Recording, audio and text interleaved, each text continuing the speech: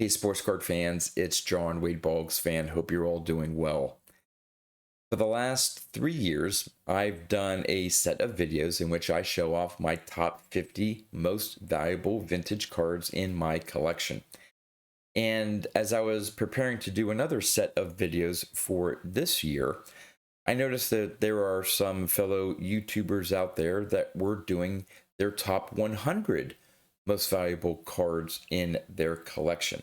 So I thought maybe this year I would do my own top 100 most valuable vintage cards in my collection videos. And then I started to put the data together, ranking my vintage cards in order by most valuable to least valuable, and saw that there were quite a few towards the bottom half of that list that were worth less than $100. So then I had my doubts. Do I really want to do a top 100 video where some of the cards are less than $100? But I thought more about it. And you know what?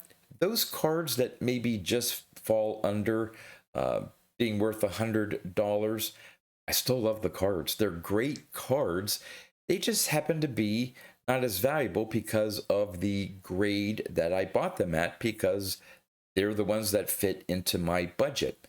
So I shouldn't be ashamed of those cards. In fact, I'm not. I'm very proud of the cards that I have in my collection. So ultimately, I'm doing a top 100 most valuable vintage cards in my collection videos. This one here is going to be taking a look at cards number 100 to 51. And then my next video will be taking a look at numbers 50 through number 1. And so I want to dedicate these two videos to all those collectors out there that may be just starting to build a vintage baseball card collection, or ones that have a similar limited hobby budget that I do, that maybe can't afford to buy certain cards in certain higher grades than maybe others are able to do. So with that, I'm going to be turning the camera around and starting off with card number 100 and work my way down to card number 51 of my most valuable vintage baseball cards in my collection. Now, before I begin, the videos I did in the past, I would put up on the screen what the card was worth, whether it went up or down from last year, where it ranked in, at the time, my top 50. I'm not going to be going over the values here. I will note if a card has gone up or down on the list. Now, of course, with this video here, looking at cards number 100 to 51, there are only a few cards that dropped off my last year's top 50. So next year, if I do another 100 card video, then you'll see more movement in the lower 50. And finally, I ranked my cards based on the current average VCP price as of December 1st. With a lot of my cards being in mid grades, there can be a lot of varying eye appeal for these cards, and so I felt using a current average VCP price rather than the highest recent sale or the last or the most recent sale, I figured gives just a rough ballpark of what these cards are worth. So let's get to the first one here. Card number 100 is my 1980 Topps Nolan Ryan.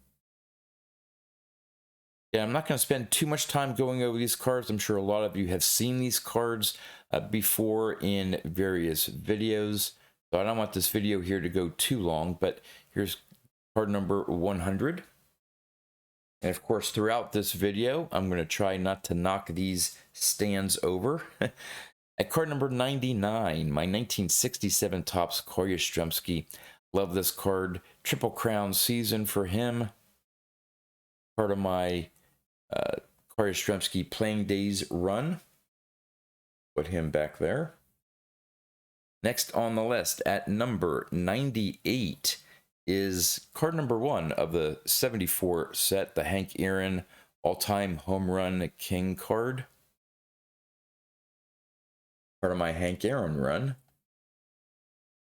Next at number 97, the 1970 Topps Thurman Munson rookie card.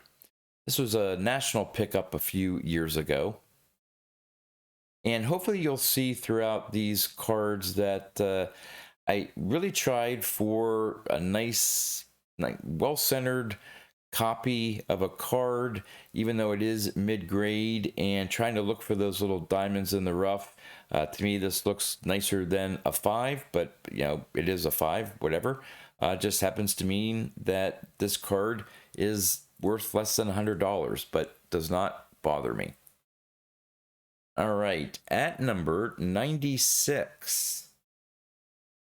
Love this card, love this set. The 78 Topps is my favorite set. The first year I started collecting, and picked this one up as part of my Hall of Fame run, even though Pete Rose is not in the Hall of Fame.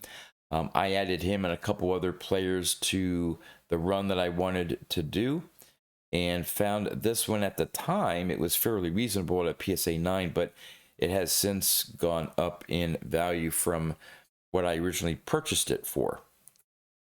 All right, at number 95, shout out to Dylan Double D Vintage Baseball Cards, my Robin Yount rookie card from 75 Topps. So here's where the difficulty begins as I switch out these cards and make sure I don't knock anything over. All right, at number 94 is my 76 Topps Nolan Ryan. Love that image of him. It looks like he's just, sitting in the dugout there, but just the, messed up hair, but that serious look in his eyes and face there, he means business.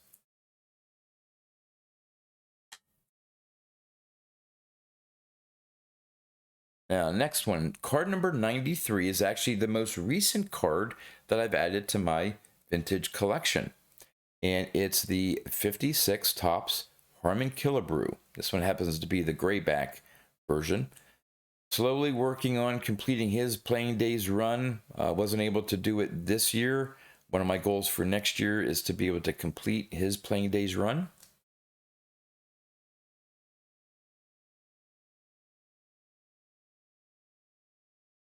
At number 92, and you'll see a fair number of his cards on this video here, is the 71 Topps Hank Aaron.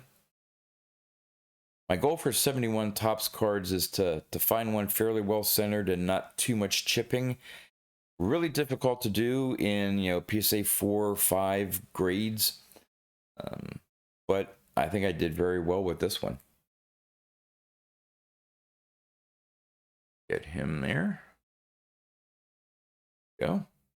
At number 91 is my 1961 Topps Juan Marshall rookie card. Now, this one was a national purchase 4 years ago. And yeah, it's a 3.5, and it's mainly corner issues. The card itself, I think, just looks great and fit into my budget of what I had to spend at the National at that time. But I think it's a great card regardless of the number on the slab. But because of it, it's worth less than $100. We'll get him there. All right, the next group here. At number 90, part of my Frank Robinson run is 58 Topps. Love this card.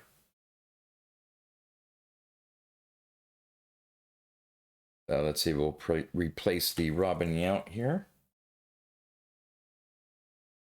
Next up at number 89. Now this one harkens back to when I first started collecting cards. If you know about the 1979 Topps Bump Wills, there was an error in which he was listed down at the bottom here as playing for the Blue Jays.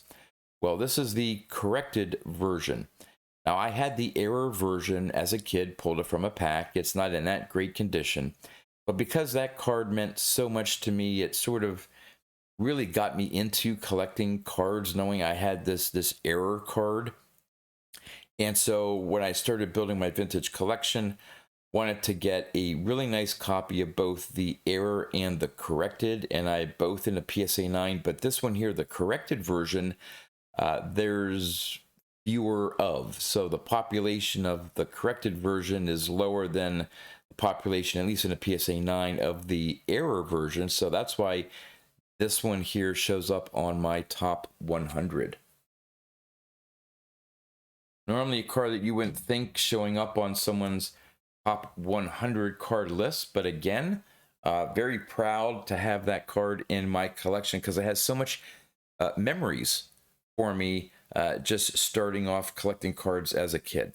All right, at number 88, 68 tops, Yastrzemski. Let's see if I can get my camera to focus here. Not sure why it's not doing that.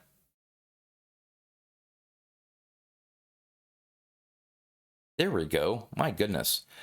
I got to check my camera settings here. Anyway, card number 88 is this 68 tops Yastrzemski. Well, technical difficulties there won't stop me. At number 87, this was a Strongsville purchase last year. I don't think it was this year, it was last year. 61 or 62 tops Roberto Clemente. Love that card. Slowly building, adding a few Roberto Clemente cards to my collection. As I start completing my 100 cards for $10,000 list, I'll be adding a lot more. Looking forward to that.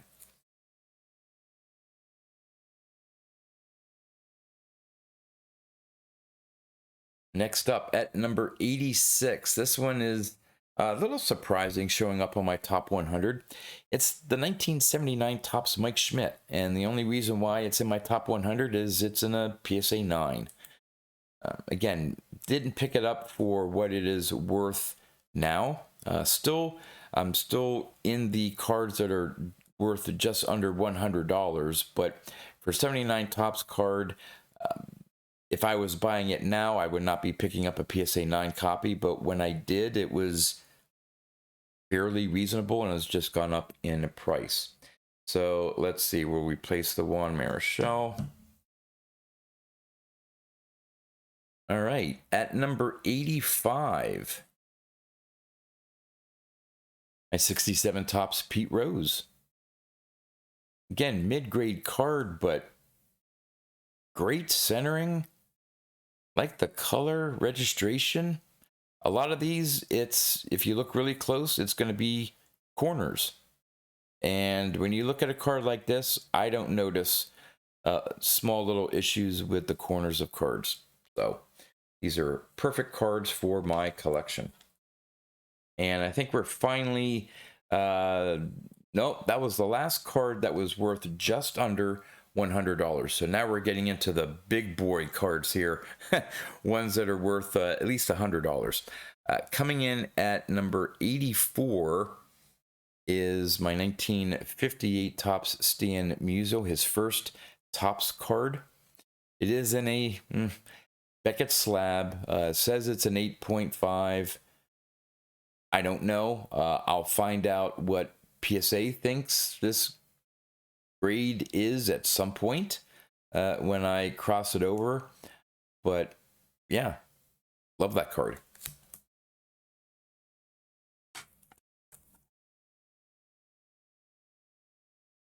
At number 83, my 69 Topps Hank Aaron. Love the color combination there. Even though the Braves don't quite have purple, I think it just, it's a nice match. Goes well together. At number 82, my 1965 Topps Joe Morgan. The story about this is I had one of these, I believe in a, I forget, it was PSA 5, PSA 6, many, many years ago, sold it, regretted it, and finally was able to add this one back to my collection. Took me a while to find the right one, well-centered, nice color registration.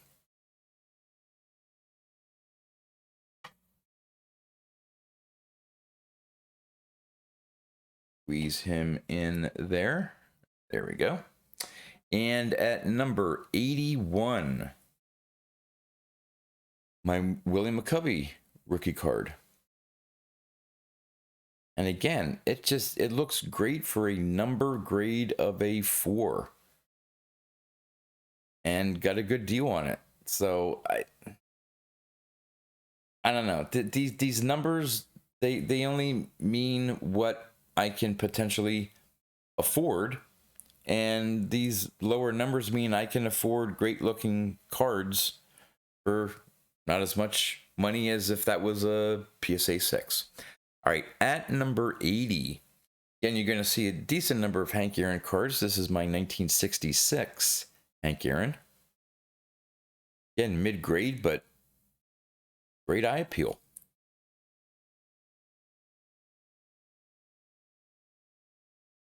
Number 79, another Roberto Clemente card. I think this was the first graded Roberto Clemente card I had in my collection. It was a national purchase, forget which year, but yeah, love that image of Roberto Clemente.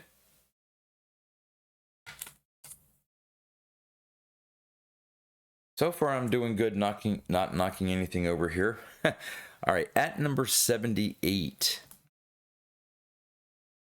If you have Deja Vu with his 68 Topps card, this is 69 Topps card Yastrzemski. Same image as his 68 Topps card. Will we place one 69 Topps card with another? At number 77. This was a Strongsville purchase this year, my 1960 Topps Yogi Berra. Great looking example there.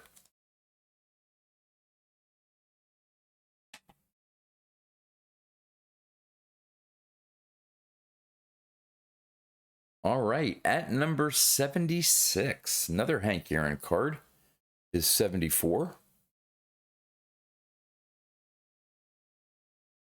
Love that image of him. Love the 64 set where they have the player, usually their cap go, above and into that white border. I think it's a really cool design element. So where are we? Okay, over here.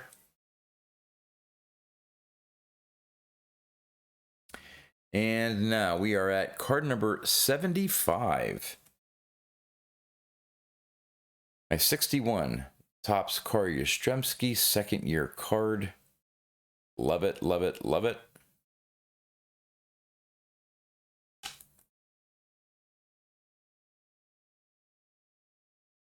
At number 74, another Carl Yastrzemski card. We're going to be filling this display here with Carl Yastrzemski cards. His 62, famous for 3 bat knobs, but only seeing 2 ends of the bats. I just don't know how they did that. I have no idea what's going on, but it's a cool card.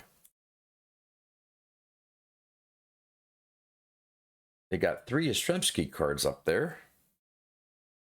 And next, at number 73, there are a few of these left in my collection, these BVG graded cards, but the 1963 Topps Sandy Koufax.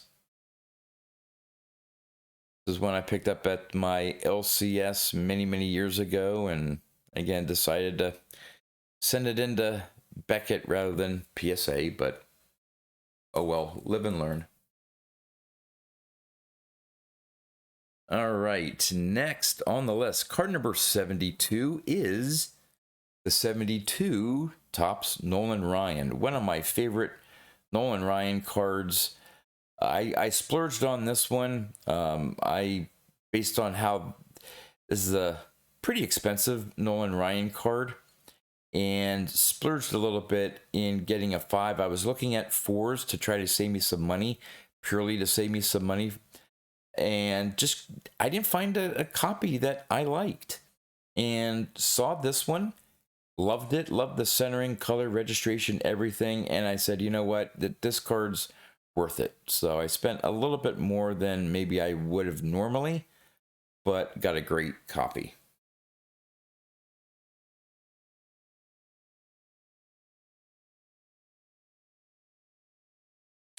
All right, at number 71, and here's where we have the first movement. This card was in my top 50 most valuable list last year. It was card number 47, and it's dropped down to 71.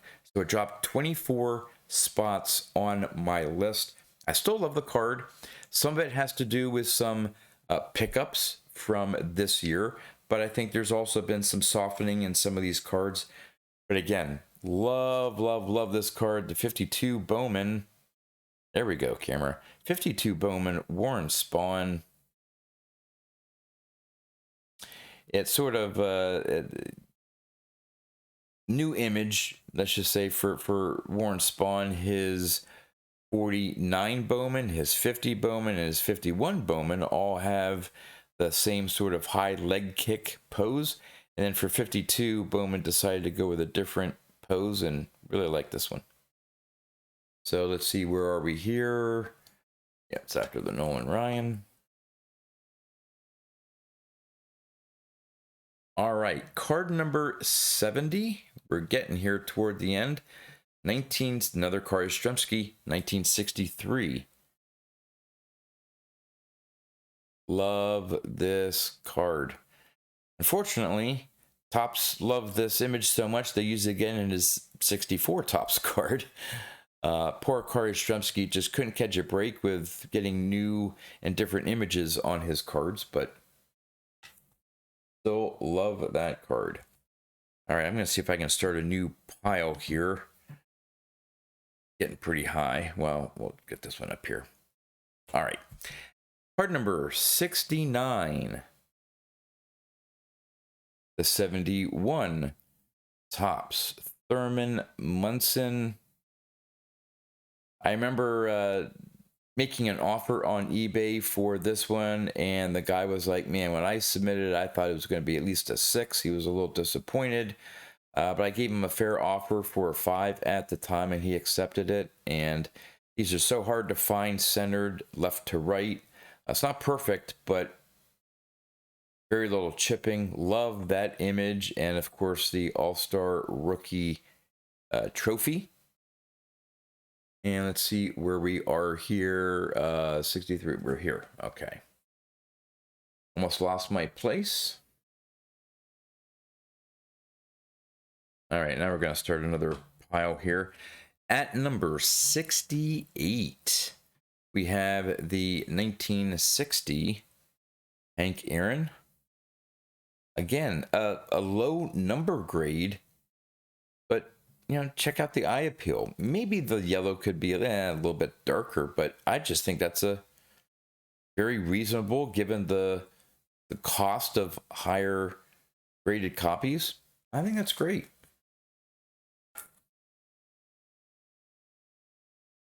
At number 67, another Hank Aaron, his 62. This is one of my favorite Hank Aaron cards. Just love the simple portrait shot there, but I think it goes so well with the wood border of the 62 Topps set. Made great copy, but very well centered. All right, we'll get rid of the Nolan Ryan here. All right, just so you know, again, I'm not going over all the individual values here, but this next card gets us to just around $150 for these cards here, and it is another 62 Topps card, the Stan Musial. Another Beckett. I want to get it out of this plastic coffin, but until I do so, there's that one.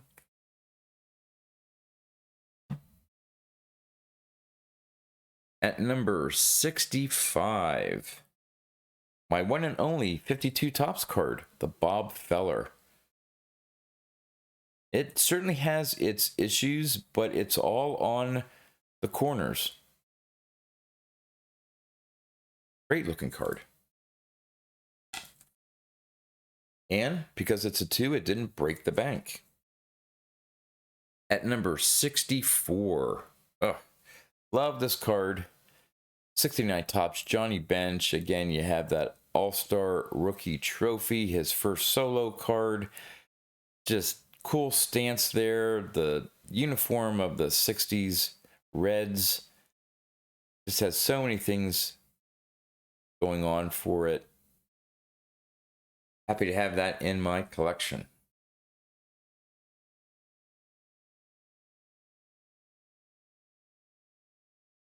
All right, next up, card number 63. Here's another one that dropped out of my top 50. It happens to be another Warren Spahn card. I'm not sure if there's a softening of Warren Spahn cards, but this was card number 45 on my list for last year and is now number 63. So this one dropped 18.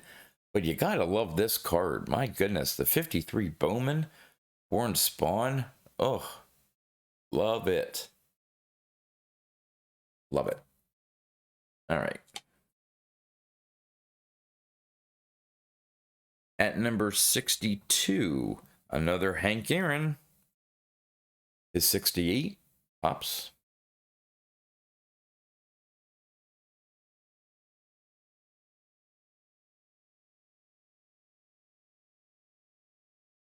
At number 61, the 61 Hank Aaron.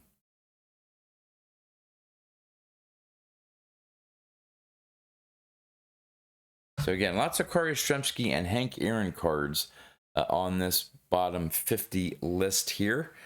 All right, I think we're down to the final 10. At number 60 is, you guessed it, another Hank Aaron, my 67.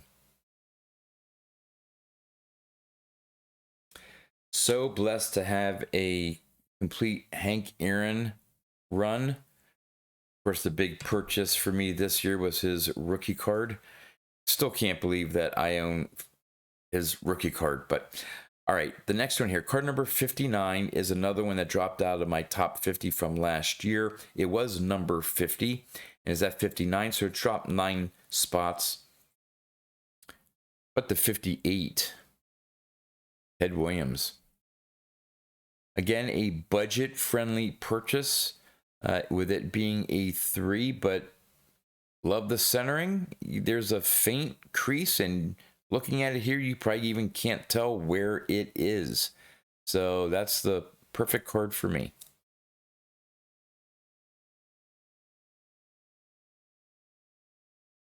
All right, next up at card number 58, we have the Steve Carlton rookie card. I always tell the story that was looking at this card and the dealer had one in a PSA 5. And honestly, I like the look of this one better and was able to get it for less, obviously, than the PSA 5. And quite happy with it. My mind, why should I spend more money for a card that doesn't look as nice as one that I can pick up for less? At number 57, this one has the story this year. Strongsville sold my BVG copy to Matt. The card story took those funds and essentially, at the end of the day, crossed a copy over. Now I have a PSA copy in my collection, which was my ultimate goal, and helped Matt out as well with his Warren Spahn run. Love this card.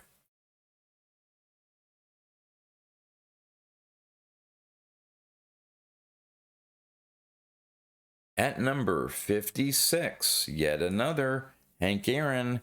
This one was a national purchase this year, along with his rookie card and one other card, in order to complete my Hank Aaron Playing Days run.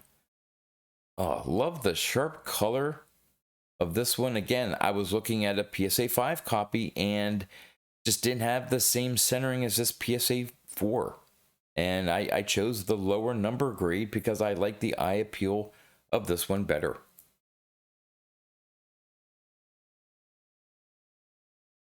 So I bet you I showed off like 75% of my Hank Aaron cards in this video here. Number 55. Card that I've had in my collection for a long time. Picked up this card from my LCS years ago, and when I started grading some of the other cards, when I sent them into Beckett, I threw this one in here as well. Very low condition copy, off center. I'm going to be, I don't want to use the word upgrading because it's not about the number. I'm up conditioning or up eye appealing card, this card someday, just to get one that's a little bit, you know, centered a little bit better. Let's see, where are we here? I think we're here. Yep, I think that's it. All right, almost done at number 54. Another worn spawn that fell off my top 50 from last year. It was card number 43 last year, card number 54 this year. So it's dropped 11 spots, but love this card, 1950 Bowman. Just a great looking card. Picked this up at Cleveland National, I think. After seeing a lot of copies on eBay, just not finding the right one, either having print lines or registration being off. This registration is really nice. All right, let's get rid of Ted there. 3 more to go at number 53. Another one that dropped off my top 50 from last year. It was card number 42 and is now 53. So dropping 11 spots is this 1965 Topps. There we go. Mantle's clutch home run from the World Series, game number 3, in which the Yankees beat the Cardinals 2-1. Great looking example. Not sure if it's truly an 8. I don't care. I'll get this in a PSA slab someday.